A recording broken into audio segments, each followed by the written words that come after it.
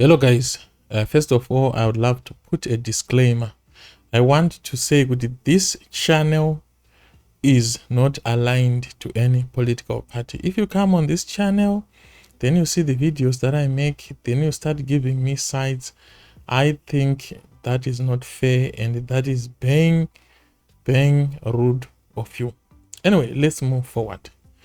Before we start, nyarirautaura nhasi yaComrade Geza as an ordinary citizen kuti nini ndinoona sei Comrade Geza uye vamwe vanhu zvavanopusha mabhara nekutengesa pamusika vanoona sei Comrade Geza. Dangokumbira kuti kana usati wasubscribe please tokumbirisawo kuti musubscribe. Asi kukumanikidzai hatisi kudhimanda asi kutongokumbirawo kuti mudiridzire ruva rinoiri zvimwe pada mangwana muchatanhawo something out of it. Yes, tichiri kudzidzira sata perfect but through kuti guideawo imimi zvinoita kuti channel yedu ikure uye tikwanisewo kuita sei kuwedzera ruzivo pabasa. So anyway, let's dive into today's business. So today we are talking, or I want to talk about Comrade Geza. Yes, Comrade Geza tese tinovaziva ndo vari kubuda apa. Ndine video randakaita I think do last year ndakapesera kuposta, ndichasa link padenga apa. So this video and I receive a lot of backlash. I have a lot of people vari kundipopotera vachindituka pamusoro pevideo randizoti ititle here yavari kunditukira kana kuti ndezvino zviri muvideo. In that video papa ine murume anga achitaura pfungwa dzake maererano naComrade Geza, achitaurawo maonero anoita nemafungiro anoita. So inini ndoda kupawo pfungwa dzangu nemaonero andinoita pamusoro pemurume uyu anonzi Comrade Geza. Saka ndichangotanga nekuexplaina pamaunderstanding andinoita as an ordinary Zimbabwe anonzi Comrade Geza ndiani. Comrade Geza pandakatanga kuona vachiapia ndakaona kuti Comrade Geza vane background yekunge vari murwori sununguko kana kuti war veteran, right? Saka vari war veteran kudaro Comrade Geza vakauya vaine chikumbiro chavainacho, kunyanya vainga vakanangana nenyaya yekumisa 2030 slogan yaitaura kunzi amunangagwa vanofanira kunge varimo kana kuti vachiripo pachigaro muna 2030. Comrade Geza ndo nyaya yavakauya pekutangisisa vachikombolena nezvayo, but it seems as if Comrade Geza vane dzimwe nyaya dzakati wandei dzavari kuadvocate for kana kuti dzavari kutaura whenever he appears. Comrade Geza nekuzofamba kwandaita navo ndichiona pakutaura kwavanenge vachiita pamaspeech pavo, ndiri kupika kuti Comrade Geza vari kuacknowledge kuti pane kukanganisika kuri kuitika pakutonga nyika kana kuti pamadecisions anoitwa negovernment kana kuti political influence when it comes pamatongerwo ari kuitwa Zimbabwe. So Comrade Geza vanouya here and there vachitaura kuti ningi vari kudai, ningi vachidaiwo, vachiita finger pointing, vachizama kutaura vanhu vanofungidzira kuti vari kudzosera nyika kumashure kana kuti vari kuvhiringa kuti havasi kunyatsoita zvakanaka mabasa avo pakutungamirirwa kwenyika kana kuti the state of Zimbabwe. So ndichibva ipapo ndakanozono understand zvakare kuti Comrade Geza vari kutaura nyaya yekuti besides kuti vamunangagwa vasakwikwidze muna 2030 kana kuti vanga vachiripo muna 2030 vari kuti amunangagwa dai vaita step down.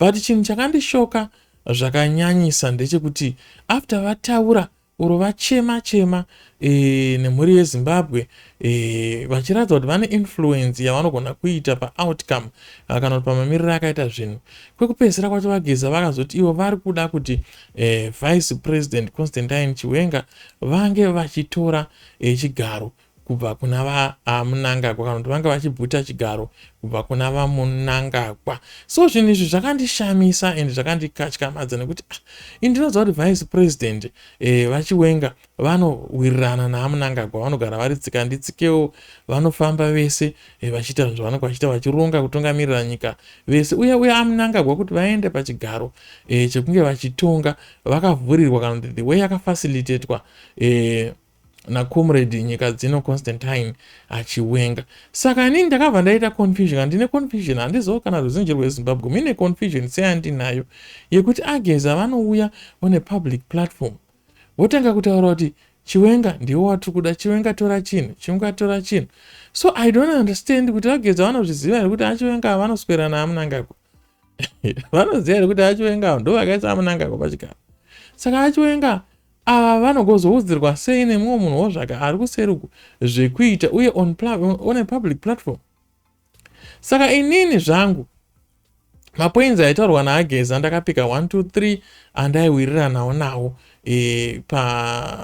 pama-revolution ideas avainawo, but pavakazotanga kumenshena kuti vanoda kuti vice president vaChiwenga vatore chigaro china Mnangagwa, ndakatoita confusion. Ndakatadza kunyatsokunzwisa kuti vaGeza vari kuzama kuti kudii. Number 2, vaGeza vanouya pano public platform votanga kutaura zvinhu zvavari kuda kuita nemaplans ese avada kuita nedheti ravari kuda kuzviita. On top of that varida kuzviita nemaZimbabweans anototyawo kuita zvemamachi kana zvemademonstration zvavanotoyanzoziva zvine maconsequences. So handisi kuziva kuti aGeza ipapo munopaonawo semhuri yeZimbabwe kuti aGeza vanoenda papublic platform votanga kutaura urongwa hwavo nemadhetsi avo. Iwo ungati uchinyenga musikana wobva wamuudza here kuti iwo urida kuzorara naye musi wakati wozoita zvakati wozomunhumbirisa wobva wazodai wobva wamutiza wobva wamuramba wapedza kurara naye. Musikana yehande anobva atokuramba anenge atoawe zvinhu zvawada kuita. Saka ipapa ndaita confusion ruzhinji rweZimbabwe. Saka ndikuda kuti madzikoma angu ari kundituka kuma-comment section emavideos angu vauye panapa vandipindure kuti munoti kudii nemapoints andaraisa ekuti vaGeza vari kuda kuti vice president vatore Chimuti, asi vachiziva kuti vice president nditsika nditsikewo napresident. Saka vanoti kana president vakanzwa vice president achipeshedzerwa vanofungidzira kuti chii chinozoitika kana chii chinoitika. And also we don't know what happens behind the closed doors, because kana vaChiwenga vakaona Mnangagwa vari vakakodzera kutungamira nyika pakabviswa Mugabe, it means vanhu ava vane matais kana vane kuwirirana kwavanoita kwakadzika midzi kwekuti haungofume uchingodeclare kuti zvinhu ngazvidai kana uchingoscratch on the surface and expect to see impact kana kuti expect something chiri deep within to reveal itself, iwango scratcher on the top. Saka inini aGeza pavakauya ndakatofungidza kuti aGeza inini kai vakatorongeka zvinhu zvavo, because when it comes kunyaya dzematongerwo enyika muZimbabwe vanhu vakada kuprotesta kazhinji vanosangana inonzi resilience, vanosangana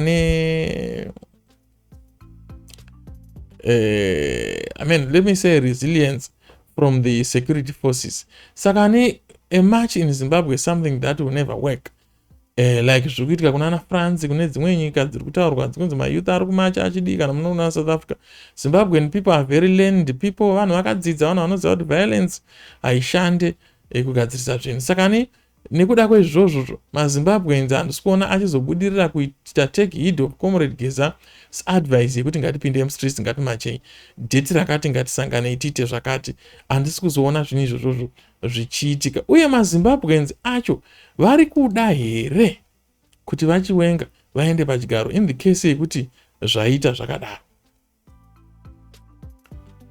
Ivo vaGeza vakambonzwa here zvinodawo maZimbabweans kana kuti vangouya vakasikoimposa zvavanoda ivo aGeza hameno nevamwe few bunch? Alright, ivo aGeza vanoti kudii kana vakada kuti pashandiswe nzira yekuti aChiwenga vabvute masimba vagare pachigaro? Yoita here nyika inoita coup after coup after coup? Saka inini papa aGeza handiwirirana. Inaita kuti aGeza semunhu mukuru ane maage nana president nevese vavari kutsomana navo, I was thinking kuti aGeza vachatora mukana ivo kana vari munhu anorespektwa, vanhu vanorecognizwawo, vogara pasi nevakuru ava vamwe vavo zera ravo vovaexplainera zviri kuitika munyika yeZimbabwe, then potsvagwa nzira dzinokwanisa kugadziriswa zvinhu izvi zvekuti zvinongoitika smoothly. But now vaGeza vauya vataura kuti chakatochaya chakadai. First attempt yaGeza yafaila, second attempt yaGeza yafaila, third attempt iri kuya, and hazvitadze kufaila because aGeza vanenge vachikurapwa, vanenge vachitaura zvinhu zvavachazoita. Playbook ravo vari kuratidza pane kutamba munhu, uri kutamba makadzi nemunhu maplaying cards, iwo womuratidza makadzi ake ako ese, anokuita counters, anenge akuziva zvinhu zvavanoita. Saka handizoti Comrade Geza vanoti kudii nekuparidza kwavanoita zvinhu zvavada kuzoita nedheti nemastrategy avainawo kumuvengi wavo. How does Mr. Geza expect to win? And to all those who follow Comrade Geza, munotarisirawo sei kuti zvinhu zvikutarwa naAgeza zvibudirire? Ivo Ageza vachitengesa playbook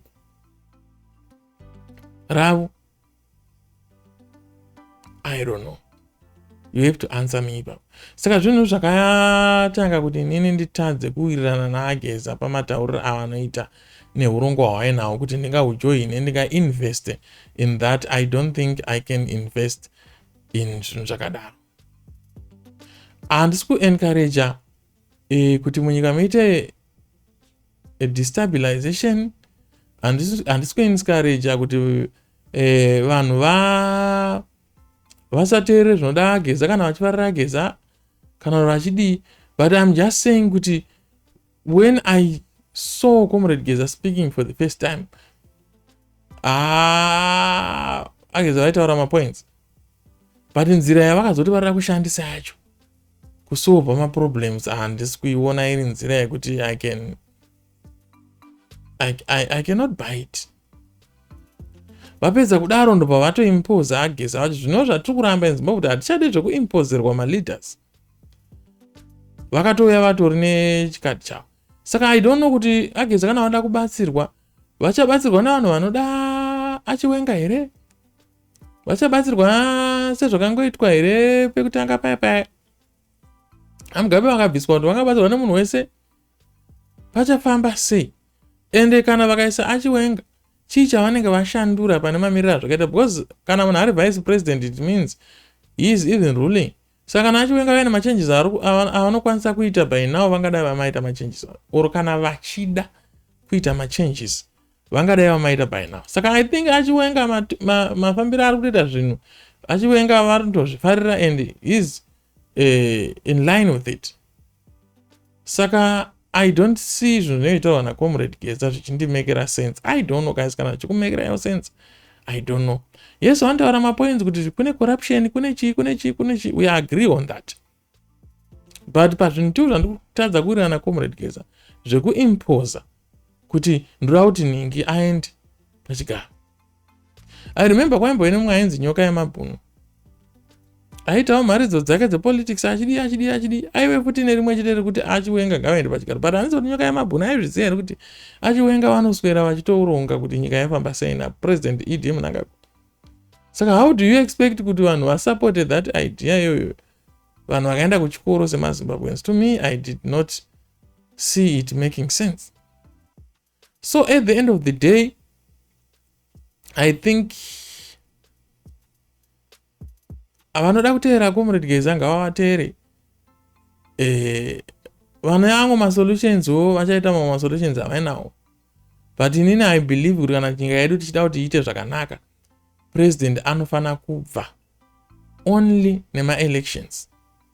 Whoever anofungidzira kuti ane power ainaro rekuchinja zvinhu muZimbabwe ngaaite power towards kugadziriswa kweconstitution, transparency pama-elections, transparency pamedia. If you can touch on those and fix those, then yes, Zimbabwe inochinja. But if you cannot do that, I don't think you can push maZimbabweans to do that, because Zimbabweans on the Oropovwe yakatombozvizama ikakoniwa. Saka you better be somebody ane dzimwe means dzainadzo to do that. Saka sorry zvenyu vari kuofendwa oro vaofendwa neni nekuti inini handisi kuwirirana naComrade Geza, handisi kurwisa tarisiro yenyu oro upenyu. But ndingokuonesaiwo, since I mentioned in the beginning kuti on this channel handina political party yandakarerekera, ndinongoona zvinhu zvinenge zvichiitika as an ordinary citizens. Ndine voice rangu randinofana kutaura ipo ndichionawo. Kana ndakatodhakwa motoona kuti macitizen ndiye ndakatorepresentawo ordinary men, motoona kuti macitizen akadhakwa pamafungiro or pama-expectations or pama-actiro or pama-decision or pama-opinion avainawo. Inini I represent the ordinary men of Zimbabwe. Because even ndikada kuti politics dzachita dzisirana ningi, still panokwira hupo unokwirira tese, panokwirira chingwa unokwirira tese. Saka kune ma-best politicians variko kumusoro ku, ingave opposition, ingave ZANU-PF. I think ma-contributions atinoita as ordinary citizens vanhu anovabatsira pakumeka ma-policies nekumeka ma-decisions anoita kuti nyika iende kumberi. If us ordinary people do not talk or do not say anything, then zvinonetsa. kuti vanhu ivava vafambe door by door achibvunzwa nhaiwe unoda chii, nhaiwe haudi chii, nhaiwe unoda chii. Saka when ordinary people appear on YouTube platforms, toziva kuti hatina background yekuziva zvinhu zvepolitics kana kuzivisisa stere kunge zvinoitwa bhora rekuti nhinge azotengwa kuti ime yakati akatywa gumbo last season zvakazodai transfer window transfer. I don't have that knowledge in politics yekuenda into detail, but as an ordinary man I think I have a right to contribute, because tisu vanhu vacho vanovhota hakutariswe, hakurambidzwa vanhu chinzi iwo we are an ordinary person hauvhote. Tinotovhota and our vote counts and inotodiwa. Saka as ordinary people, or me representing an ordinary Zimbabwean man, I think my contribution inofana kunzwikwawo out there. Then totangira ipapo tichienda. So ndangoda kuresponda kuna vanhu vangu vachipopota on the previous video nevanhu vekuti ukangotaura something kuti Geza chinhu zvakati ari wrong, vanhu ivavo they just fly straight into your nose kutanga kutokonzeresa havoc. Because maybe vanonge vari madie hard fans emunhu kana kuti vanonge vari chipi ati isu tichitoda kutokoteerawo Comrade Geza wacho, but Comrade Geza wacho ngavatanga vataura zvine musoro zvatinoona zvichiita, but kana tikaona vachitaura zvisina musoro hatikwanisi kuvateera, kana kuti vamwe vanhu havakwanisi kuvateera. And it is a right for everyone kuti afollowe party yaanoda according to the constitution of Zimbabwe. Saka don't expect kuti munhu wese anouya paYouTube achitaura zvepolitics akutorerekera side iri kana kuti akutoenda side iri. I'm very sorry. Panapa ndinoda hangu vanhu vanoshandisa njere, vanhu vakati fundei, vanoziva kuti aiwa tiri kutandara tichingoonesana. Besides zvinhu zvatotaura panapa will never change anything. It is up to those vane matomo vari panyanga. It's either to take heed or to doom the decisions on their own. Panapa tiri kutongodiscussa hedu bhora tiri kumuzara banu rana Messi. We cannot change kuti nhasi Messi arikutambira paposition ipi. Izvozvo zviri up to the coach nevanhu vanomanager team iyoyo uko kuEurope kumusoro kuAsia. Isusu tinokospekulata tichingotaura tirikugona kutotukana kana kutorovana tikuno, but we will never make any impact or we will never influence anything that will happen kumateams ari kumusoro. Saka that is the same nepolitics. Tinongotaurawo kuno tiri kumagrassroots tichingodi zuva ratovira tichingodelaya kusvika tachembera kusvika tafa. So I think I have answered a lot of people who were complaining or who were bashing me in the previous video randaita comment section vachindipopotera. I know kuti Geza wenyu munomuda, aiwa rambai munaye, vanoda Geza rambai muchifamba naye. Inini handione zviri fair kuti unoteya wakuti unsubscribe nekuti inini ndikuti handiwirirana nepfungwa dzaGeza. Aiwa ngatiregerei kuitana macontrol freaks ekuti unoda kubva watocontrola mumwe munhu wobva watodii wobva watodii. I don't think that is right. Inini I'm not a political party that you have subscribed to or that you expect kuti ndigochinja future yenyika kana yevana vako. I'm just here to write history ichazoverengwa nevana vako, and I want to try to be as neutral as possible such that kana vana venyu vakuzoona nyaya idzi they will know. Otherwise tikada kurerekera kumativi mamwe chete it will be bad for the future generations as well. So guys, nyaya yada I think maenzwa kuti ina am concerned nekuti aGeza vari kuti ivo vatone munhu wavo varikuda kuti apinde panyanga. Handiziva kuti izvozvo vawirirana here nevanhu vari kuvasapota kana nevamwewo, I don't know. Saka ipapo aGeza ndoona kuti vanogona kurasikirwa nemafollowers kana kuti idea yavo inogona kushaya utsigiri nekuti vanenge vasiri kuita zvinhu zvavari kuwirirana nevanhu. You get the idea. Number 2, vaGeza vanoparidza mutactic wavarikuda kuzoita musi weTuesday. Handizivi kuti vaGeza izvozvo munoti kudii nazvo, because ndikuona kuti zvinozovhiringidza maprogram enyama ekuda kuita unless paine zvimwe zvinhu zvinenge zvichiitika zvatisinga understand why zvichiannouncwa. So yeah, this is very very interesting. Lastly, ndaandasiyirira imwe point yekuti Comrade Geza, batisisai apa, Comrade Geza idea yavo yekuti vachiwenga vaende pachigaro inobatsira zvakadii mayoung generations ariko right now. Kana vakada kuti vapinde mustreet vachimanja vachida help or backup from my young generation, what is in there for the young people? What is in store? What is the deal like for the young people? So kana Comrade Geza vasina something for the young people apachanetsa, because young people have been crying kuti vapindewo into politics, vatore mapositions, vaite zvinhu the way that they think, kunyanya vakura vachiripo kuita vakarasika vanodzoreka, but it seems as if no day will ever come up for young people to be in politics or to influence in the decisions of the nation. So Comrade Geza, imi kana muda kuisa president wamuda kuisa iyeye watinoziva also kuti akura, I don't know kuti imi mamutodiwo here kuti kuenda ipapo papresident ipapapo. Saka what are you building for the future generations? I think manga muchifana kuita kuti paite smooth transition yekuti the powers are transferred achienda with the young generations mentorship mukati zvinozobenefita. But kana muchingoti kapu iri kungovheya umwe mudenga umwe chingotambidzanwa nemadhara uko, isu vanhu vadiki kana kuti vanhu vechidiki vari pasi vachingoti iyo chingotambidzanwa mukombe kudenga uko, handione zvinhu izvozvo zvichimeka sense. Handione kuti mukazotuma mujaya kuti manye anomanya. So guys, that's all that I wanted to share with you on this video. I'm very, very concerned nenyaya Comrade Geza. Kuti if I want to support Comrade Geza, how can I support him? Can I ever take my decisions kudhara without consulting me or without consulting the masses? Vanenge vari nechishuwo chekuda kuvajoina. Saka at the end of the day, people sometimes will find it very much better kuti vamhanye the devil that they know other than the new devil. So pakaipa panyaya iyoyo. Saka I don't know. Also, I'm wondering lastly kuti who should listen to Comrade Geza? Is it the young generation? Cannot some the older generation? And pakaipa. Because kana Comrade Geza ivo vagara vatotsvaka make a decision, it means vanhu vachasapota Comrade Geza vanhu vanowirirana nepfungwa iyoyo yekuti vice president vozopinda pachingoro. Lastly, I just want to say, kana vamunangagwa vachingoda kuti vice president vapinde panyanga achiwenga, hapana zvinombovatadza because vavaseva 2 terms. Saka it's very easy kuti vanogona kungotransfer the power kuna achiwenga otongotongawo nyika zvingoenda zvakadaro. Nyaya intongori yekuti vanhu tinongoita concerned yekuti pane machanges here in development and economy panoitwa ma-transitions of power anenge achiuyawo kana kuti ngoma ndiyo. So guys, I don't know what you think about this. If you want to bash me, but aiwa inini ndo pfungwa dzangu. Indoda kuti totandare pano nemadzikoma angu nevanin'ina vangu vazukuru nanasekuru tichionesana sevarume. Haikona kuti titonge vakadzi vekufacebook vaya vanenge vaingoti I'm unfollowing you, I'm unsubscribing you. Munhu womurume hazvinhu zvingatasirwe kuonedzwa zvichibuda mukana. Uya nepoint yako, uya tionesane.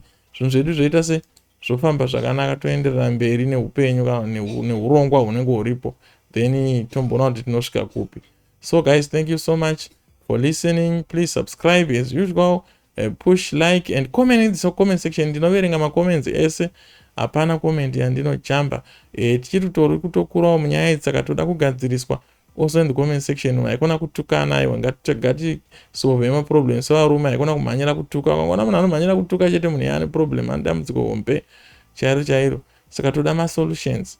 Hatidi kungotukana chete, aiwa. Guys, I hope kuti mavarairwa mapika 1 or 2 things. Let me know in the comment section if you have a part you want to contribute. Let me know in the comment section. I'll read all the comments. Thank you so much. Until we meet in the next video.